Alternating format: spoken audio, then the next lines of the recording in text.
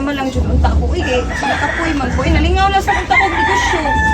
Kanis mama kay gusto man gid niya magpa-professional ko. Kung sa dahil nga mo sila kita puwar. Oo, lagi sa mga orya. Ganahan na sa dito na ako mo abroad. Ang sa abroad mo kwarta dayon ta din sa to asos kami nga. May kay negosyo. Kaya ganahan mo siya eskwela. O sige eskwela. Yan niya lagi kopya kay nakita ko po yung kahit na akong ka abdan niya hapit na sa Mau ba? Wala naman katuig kuwang ni mo na imong eskwela. ay hapit na kami siguro nga ng pagantos. Oh, gamay naman lang day na.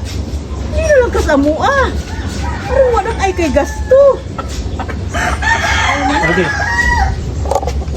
Unsa sa pagpunot ya kana? Ari ko mo stay? Okay na tayo.